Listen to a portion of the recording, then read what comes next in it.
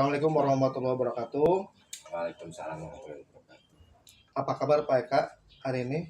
Alhamdulillah sehat Pak Eri. Alhamdulillah Pak. Ya. Semoga kita senantiasa diberi kesehatan ya Pak.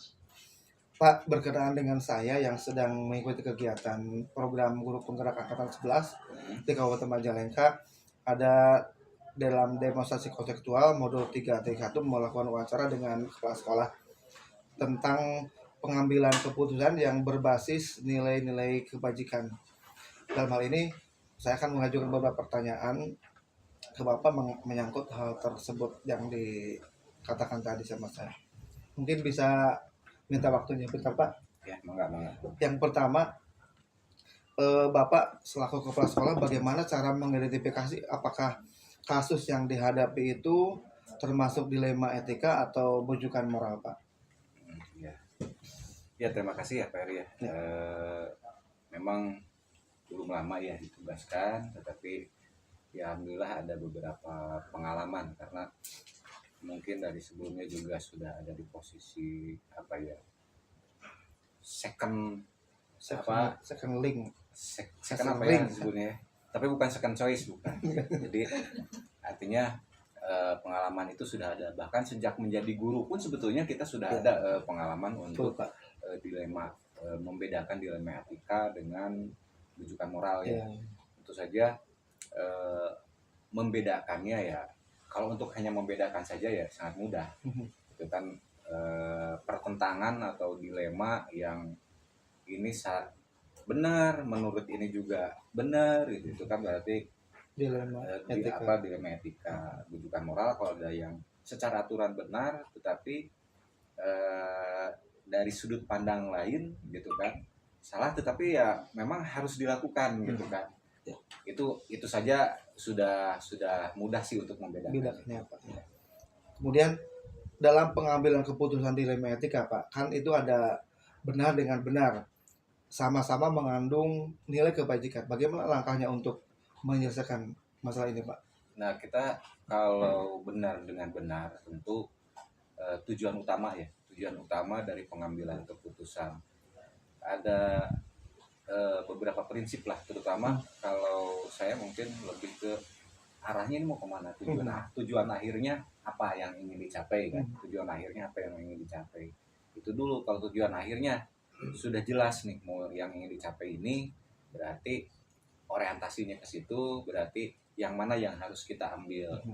Mungkin untuk mengambilnya seperti itu. Kalau saya selalu berprinsip ke tujuan akhir, walaupun kita tidak bisa mengesampingkan ya prinsip-prinsip yang lain. Ada dari prinsip rasa peduli dan lain-lain gitu ya.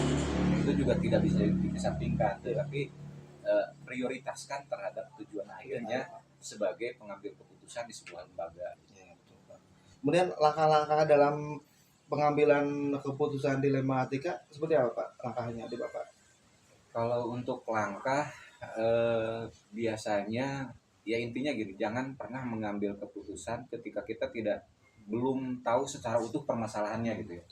Jadi mungkin kita harus berkomunikasi dulu, mengidentifikasi siapa saja nih orang-orang yang terlibat di dalam permasalahan ini.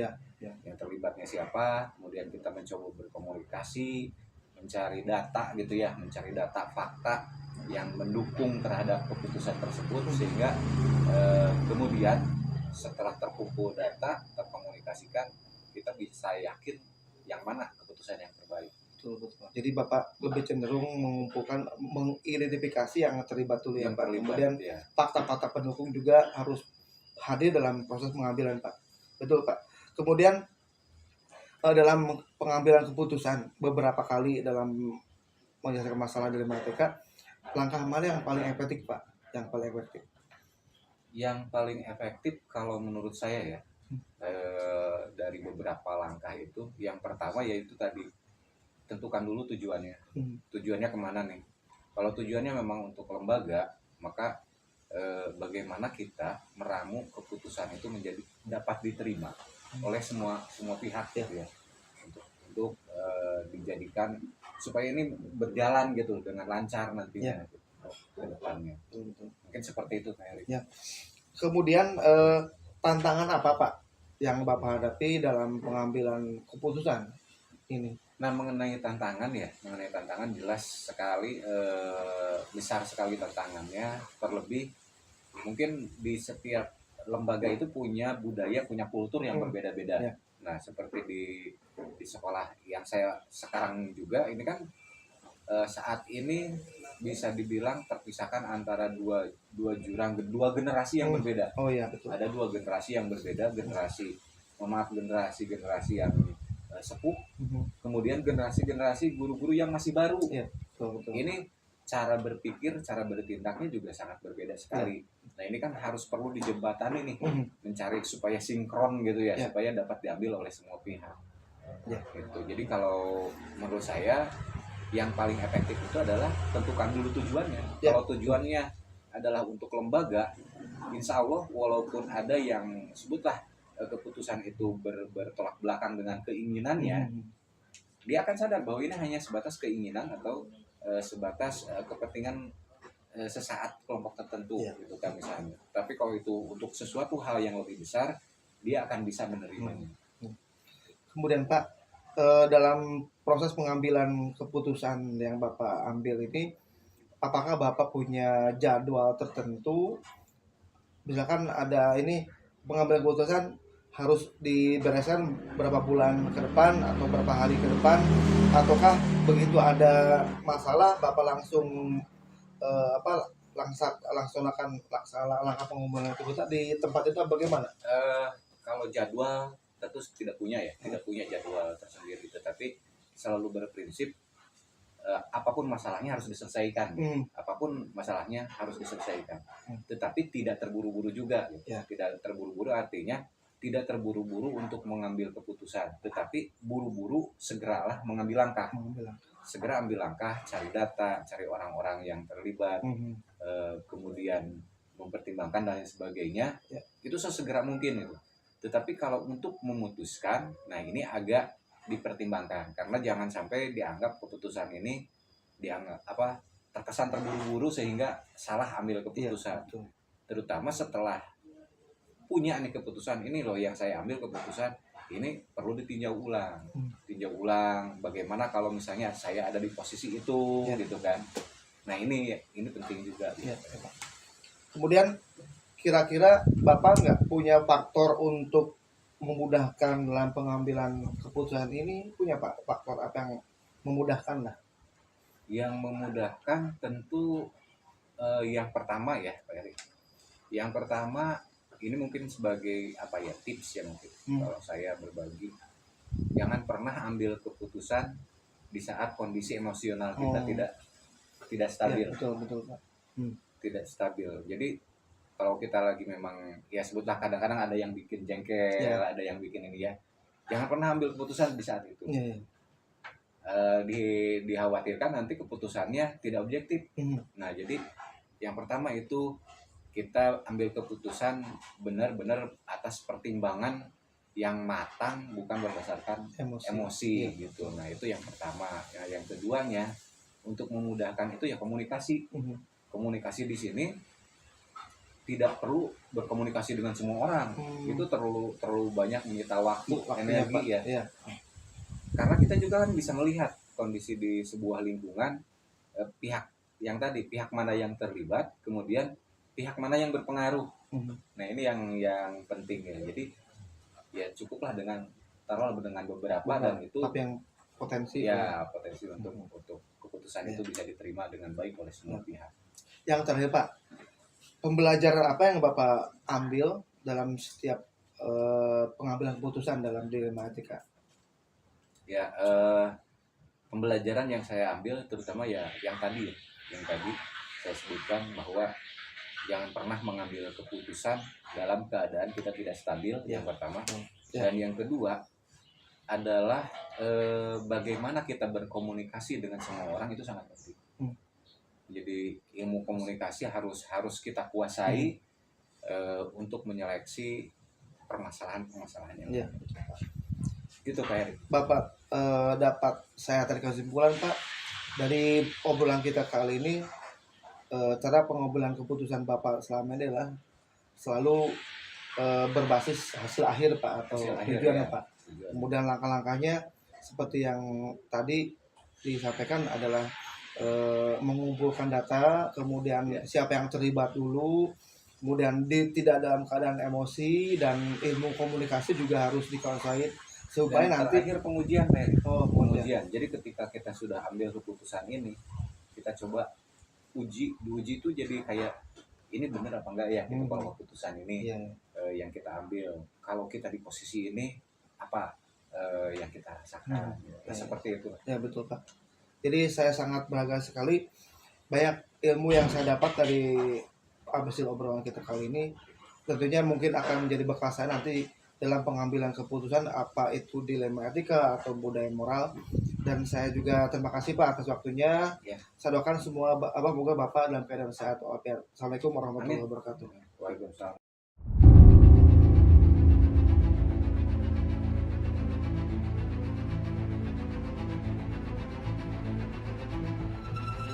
Assalamualaikum warahmatullahi wabarakatuh. Waalaikumsalam warahmatullahi wabarakatuh. Bagaimana Pak kabar hari ini Pak?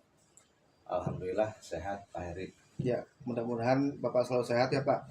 Pak gini Pak, saya minta waktunya berhubung dengan tugas dalam demonstrasi kontekstual modul 3.1 tentang pengambilan keputusan yang berbasis nilai-nilai kebajikan dalam program guru penggerak angkatan 11. Saya akan membuat wawancara dengan Bapak seputar pengambilan keputusan yang Bapak biasa lakukan. Ada beberapa yang saya tanyakan terkait tentang modul 3.1 ini Pak. Mohon waktunya Pak. Siap. Baik, yang pertama dalam jabatan Bapak sebagai kepala sekolah yang dulu di SMP sebelumnya dan sekarang, bagaimana Bapak bisa mengidentifikasi kasus yang Bapak hadapi itu termasuk dilema etika atau bujukan moral Pak? Dan bagaimana cara membedakannya Pak? Baik, terima kasih Pak Heri. Jadi berangkat dari pertanyaan tadi, saya hanya berdasarkan pengalaman ya apa yang sudah saya alami. Jadi antara dilema etika dan bujukan moral itu memang terlihat hampir sama gitu ya. Iya, Pak. Cuman kalau saya pada intinya dalam pengambilan keputusan nanti di akhir, saya selalu melihat yang pertama mana yang berpihak ke sekolah dulu, artinya yang kebaikannya lebih banyak untuk sekolah. Nah, apakah itu dilema etika ataupun itu bujukan moral. Nah, sebetulnya kalau dilihat kan kaitan dengan dilema etika itu kita lebih bisa membedakan karena yang positif dengan positif ya. Iya, betul Pak, betul. Ya.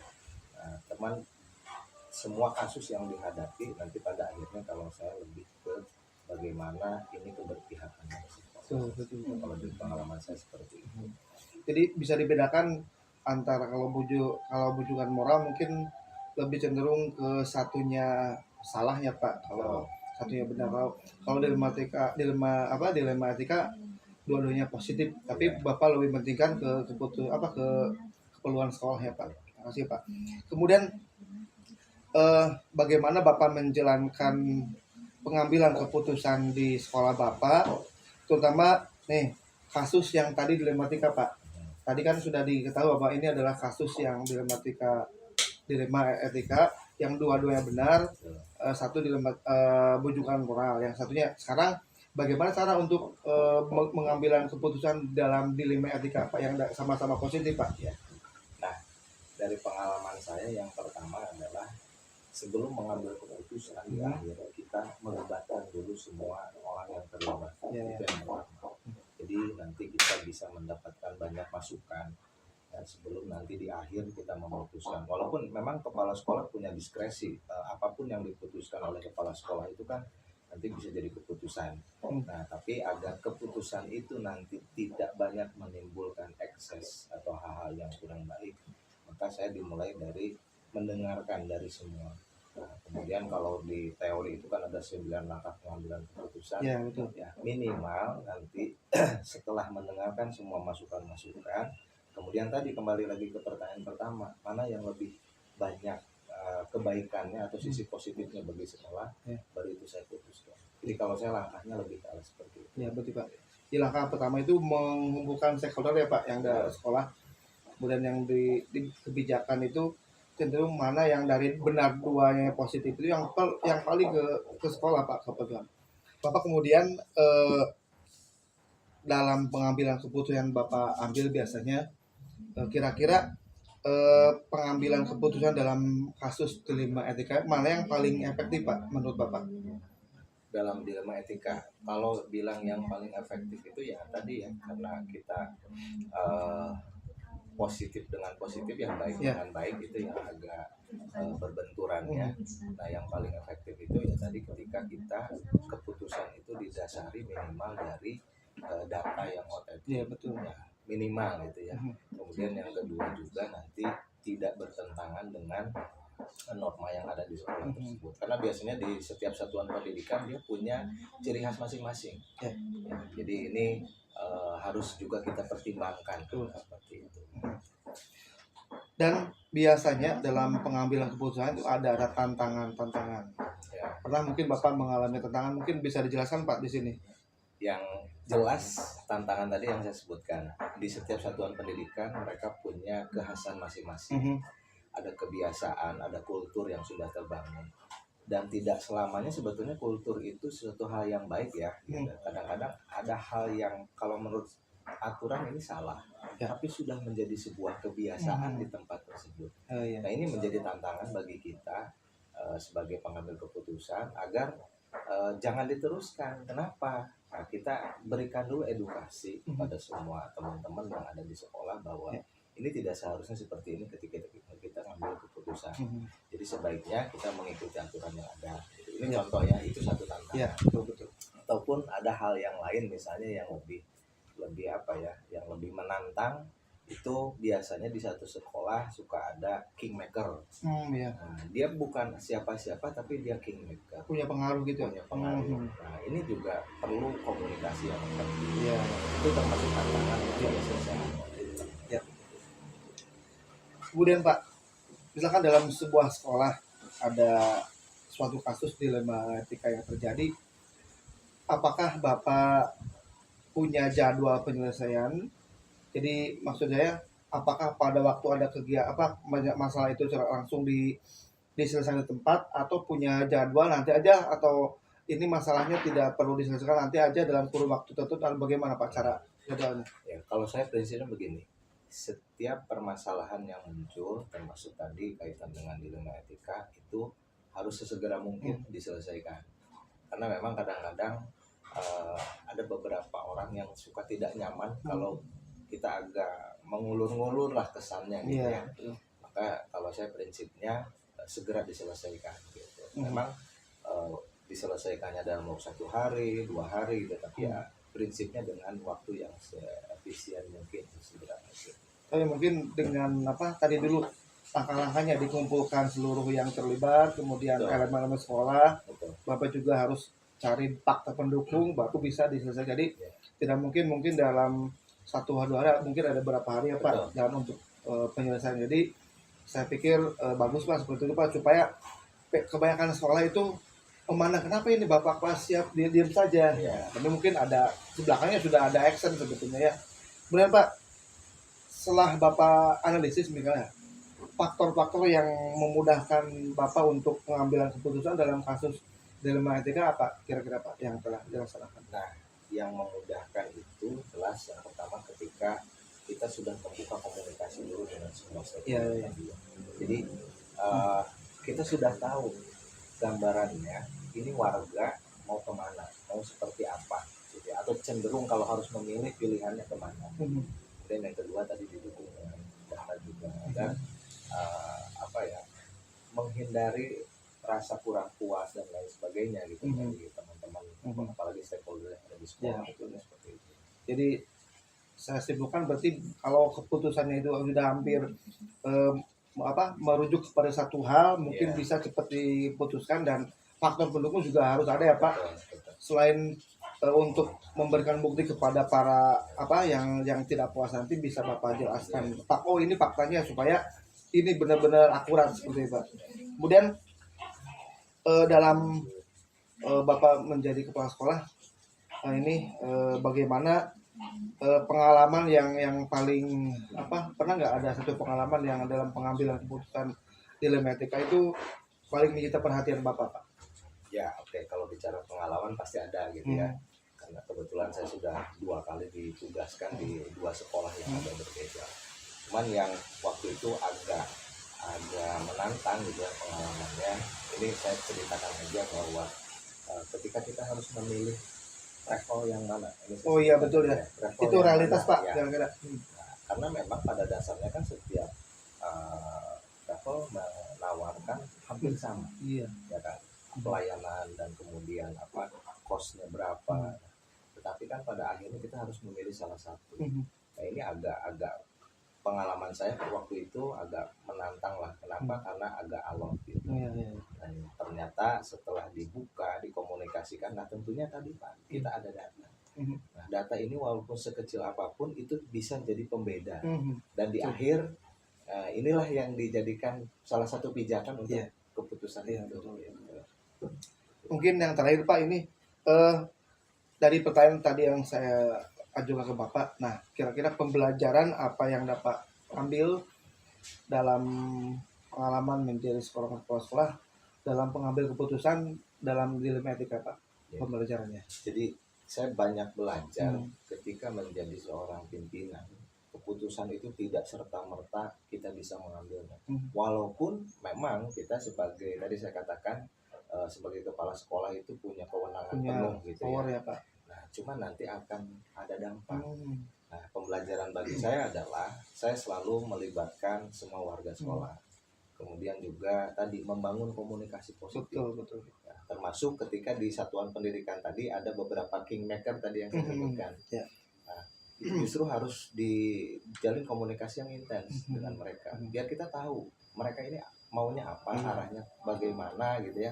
Jadi kalau bisa dijembatani, difasilitasi oleh kita, ya ayo kita cari win-win solution gitu ya. Bukan berarti nanti malah seolah-olah dia seperti oposisi dengan kita, ya, gitu. Nah itu yang saya alami di lapangan seperti itu. Baik, saya sangat berbahagia sekali Pak dari wawancara kali ini. Saya banyak ilmu yang didapat, terutama dalam pengambilan keputusan. Jadi dapat saya simpulkan, emang kita sebagai kepala sekolah ya Pak, punya wewenang, tapi kita pikir ke depan. Kalau ada eksesnya buruk terhadap kita sendiri buat kelembagaan, kenapa yang jangan digunakan. Jadi kemudian yang pertama harus mengumpulkan dulu para yang terlibat, mungkin wakasek, wali kelas dan sebagainya. Kalau orang tua murid perlu dipanggil juga, dikumpulkan. Kemudian kingmaker itu Pak kita ajak komunikasi. Jadi jangan sampai orang-orang menjadi oposisi Pak, seperti itu. Dan kemudian yang penting Pak, mungkin saya petik dari pengalaman Bapak, harus berpihak kepada kepentingan murid atau sekolah Pak. Saya sangat bahagia sekali. Terima kasih waktunya Pak. Bapak saya doakan semoga sehat dan selamat. Assalamualaikum warahmatullahi wabarakatuh. Waalaikumsalam.